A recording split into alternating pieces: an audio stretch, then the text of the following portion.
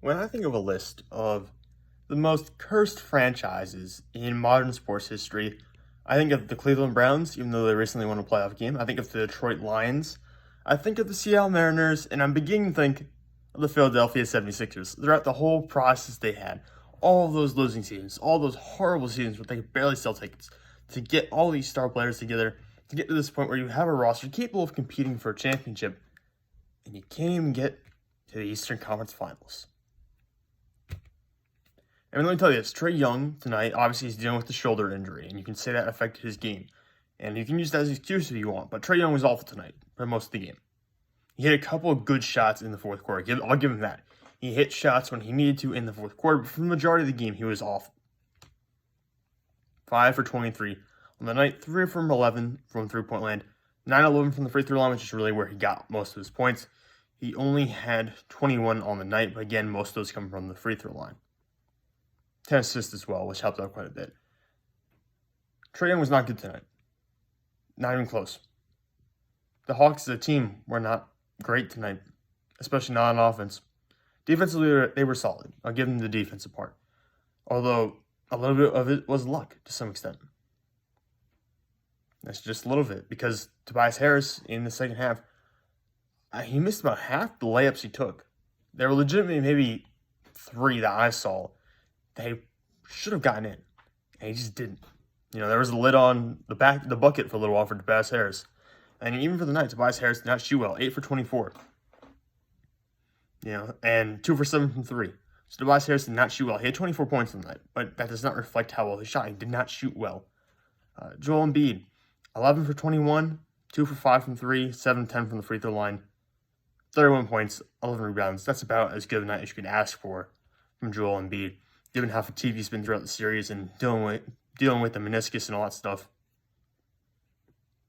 Maybe you could have asked for more, because he is a superstar. He's the runner-up for MVP. Maybe you could have asked for a 35, 40-point night, because you've seen those from Giannis Antetokounmpo and from Kevin Durant.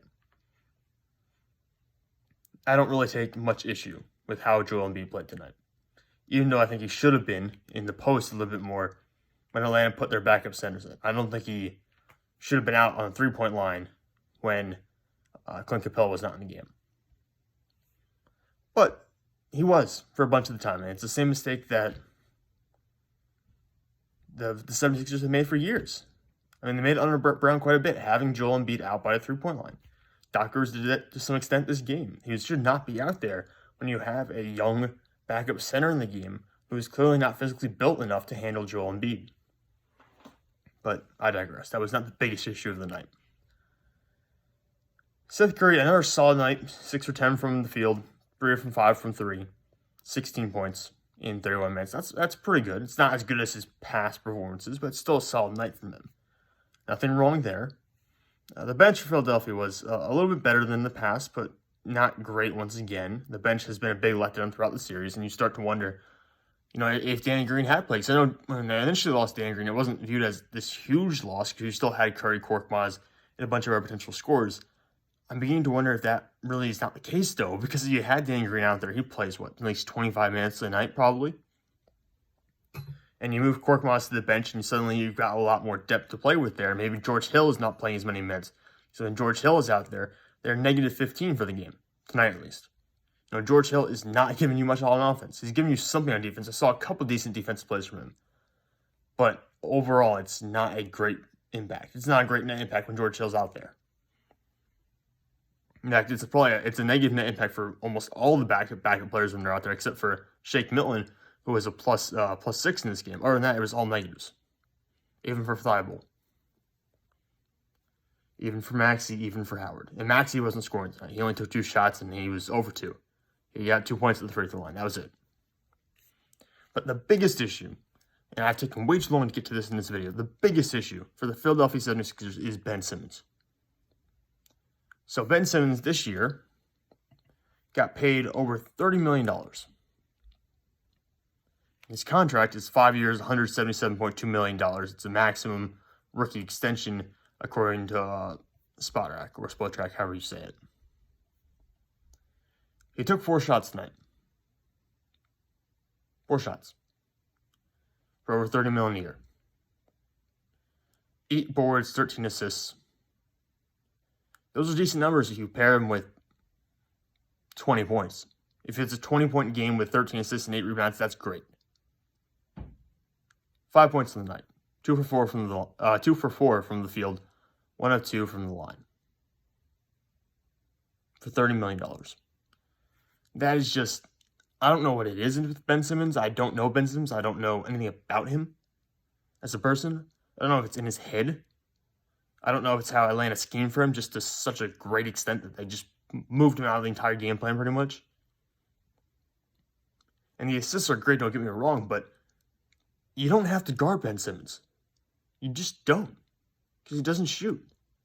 And it's not like you can park a guy like in the post, like when Blake Griffin was covering Giannis, he would back up and give him a huge amount of space on the three-point arc. You can step farther back than that when you're guarding Ben Simmons. Because he's not going to shoot. Even when he drives, he's not shooting. There was one shot or one play in the game where Ben Simmons legitimately loses the ball, turns around, gets it. He's underneath the basket. He can jump up and dunk the ball. We've seen him do it before. And instead he throws a pass to Tobias Harris, who gets fouled and does not get to actually make the shot. So you go from a guaranteed 2-pointers plus the potential for an and one to now Tobias Harris has to shoot 2 free throws. Why? Why? Ben Simmons is staying right underneath the rim with the ball. There's no one around him. There's no defender around him. Instead, he throws it to Tobias Harris. It doesn't make any sense. I don't know if it's in his head. I don't know what it is. I'm beginning to wonder if it is in his head, if it's just so much going on there because he's thinking about what he's doing so much to the extent that he just doesn't want to shoot. He's afraid he's going to shoot, he's going to miss, and he'll be dragged even more for that than what he already has been so far through the media.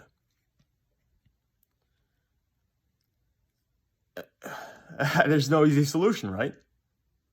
There's just no easy solution. What do? Do you send him to a sports psychologist? I know a bunch of people, and a lot of famous athletes have those people who they can talk to about their games and about their personal lives, about stuff like that. Do you try that? Do you just say, we're going to lock you in the gym this summer and you're going to shoot nothing but 3-pointers and free throws? He's posted videos of summer workouts, him shooting 3-pointers in the past, and that has not translated. He won't even try them in the regular season game. I almost said in the NFL. So, the workout videos don't translate, but you can't put any stock in those anyways. So what do you do now? What do you do with Philadelphia as a franchise? What do you do?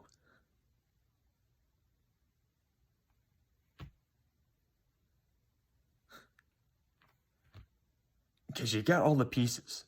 There's not any more room. Unless you want to flip Ben Simmons for someone like CJ McCollum, or you want to say Ben Simmons, Maxey, and 3 first-round picks for Damian Lillard, or something like that, for Bradley Beal. That's the only real chance you're going to get better, at least on offense. And even then, you're forfeiting your future. If you get Beal or if you get Lillard and it doesn't work out again, you're not going to be able to draft anyone. You have no future. And anyone with deals is going to involve either Thybulle or Maxey. It has to. Because Ben Simmons' value is at an all-time low. It is. When he was injured for his entire first season, his value was higher than it is now. So I don't know what you're going to do, Philadelphia. I don't know. This was a Philadelphia special. This was a Doc Rivers special. This was just a Ben Simmons special. This is what we come to expect from the Philadelphia 76ers. An absolute catastrophe. An absolute letdown. An absolute failure.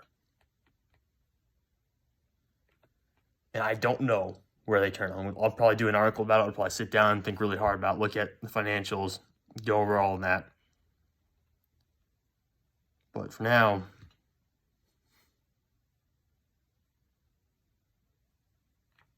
you're still just a cursed franchise.